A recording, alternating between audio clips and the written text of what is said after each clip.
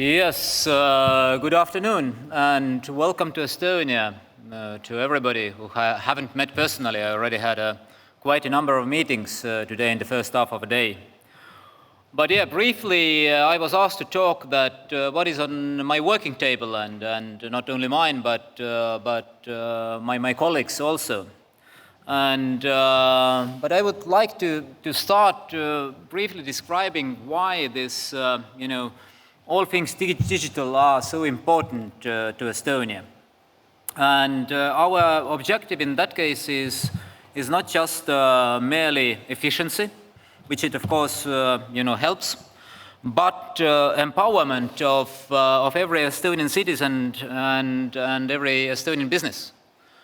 And this is, I think, of utmost importance because it leads to self-realization. And that is, I think, the most important value of the democracy, to let people be who they are, to get maximum out of every human being. But, so what's on table? Well, I have to make a brief excursus into the history also. I think most of us are aware of Estonian, e-society story, or we even may say a success story. But it has two fundamental pillars. One of those is, and that's depicted on the screen, where it started, is our strong singular identity, which is state guaranteed. And the other one is the data exchange platform called X-Road. And these two components have served us well, and they are still serving us well. And what is most important in this, that to bring out that both of those are not only used in government or public sector. There are, altogether connected over 1,000 entities, both in private and public sector. And this actually empowers thousands of digital services, from e-health to voting, and that is actually the core success of Estonian digital society. The penetration, and that we really use the services both in public and private sector, and they really form a good mix. And then, of course, there arises a logical question that if we already have this, functioning e-Estonia, that what comes next to us? And what comes next to us is next iteration of e-Estonia. When we started in the end of 90s and 2000s, we were lucky in a lot of senses. We had this freedom to make decisions. We had educated people. Education has been the religion in Estonia for hundreds of years. We had technical expertise from the universities. And of course, we had also some smart political leaders who were not afraid of making decisions. But currently, we have a consensus that all this is good, but the society in general, what is going around us, and the technologies have sort of reached the next phase of development, next phase in their cycle. And so we have to, you can't stop. Estonian people and Estonian companies are expecting these services be up to date, be sort of good to use in the 21st century and future-proof. And for that, we have initiated a sort of a broader process that we called personalized government. And it has a lot of aspects, and I don't have time to concentrate on all of them. Of course, we also have to redo the fundament of this our e-society with modern cloud services, data lakes, and all necessary infrastructure elements. But if we look at sort of the top of it, that is mostly visible to our citizens, is sort of way to look at it as a series of life events. And just to bring you an example, marriage. And these life events are, of different kind. There are really the happy or lucky or good ones, thumbs up ones, when you get married and when you get kids. And there are also the sad ones that involve the death of our family members or having a health incident.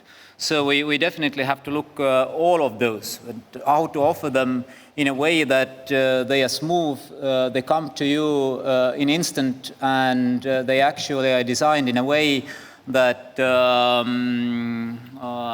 don't make you fulfill all different kinds of forms. And yes, one example, marriage.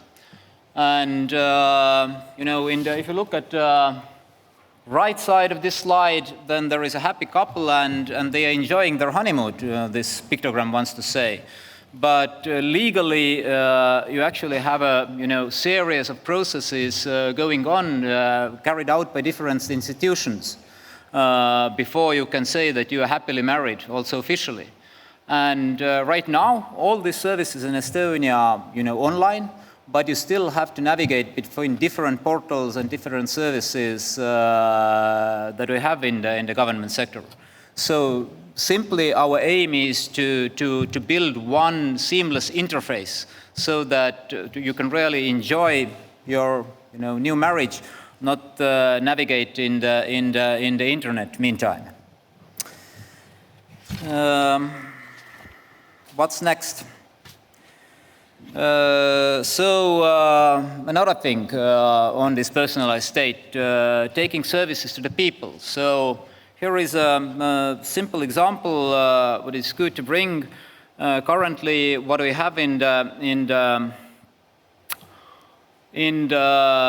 making is the new iteration of e-voting in Estonia. Till this moment, in Estonia you can vote traditionally on the paper or over the computer by the e-voting. Last elections we had 50% population voting electronically. But as we move around with the voting booths, we put them where the people are, let's say in the department stores and so on, to make it more convenient to participate in this important project or this important event in democracy. The same applies to your e-services. And people, of course, use them on the computers, but more and more of our digital life moves to the smartphones. And so we will bring the elections already next year in the European Parliament to the smartphones. So it will be, I think, for the ones who look at how democracy works in the digital world. And I understand this event and the upcoming event of Open Government Summit is exactly devoted to this. So this is one good example of a personalized state. And now, dear friends, I see that I have run out of time. I have 6 more slides, but if you want to see them, you either have to contact me, or I thought that what would be the takeaway of this, my small intervention here, is to keep in mind that Estonia is still, cutting edge, that we are looking for the new solutions, and we are open to cooperation. We have understood for a long time that you can make smart decisions at the beginning, but you can't sustain it if you don't cooperate, if you don't talk, and if you don't share experiences. And in digitalized world, we share it with a lot of you. With UK, with Singapore, of course, with Ukraine, and so on. So this is why actually the Tallinn Digital Summit was or is organized and will be organized to bring people together, to share ideas. And once again, you can't tell all this in 8 minutes, but we have people here and people in the future. In my office, the teams that are working in cybersecurity, in mobile applications, in different other fields in e-identity. We have representatives of Invest in Estonia here to take care of your business or investment interests. And we have here e-Government Academy, who has been coaching countries globally how to, sort of get the e-government right. And we have, of course, the representation of Estonian ICT and telecom companies who actually do the work in the field. So you're happy to grab them here during the coffee breaks, listen to the ideas, and thanks again coming to Tallinn, taking this trip. For Estonia, every international gathering is also a little brick to the fundament of our security. So thank you, and I hope you will have a really inspiring conference.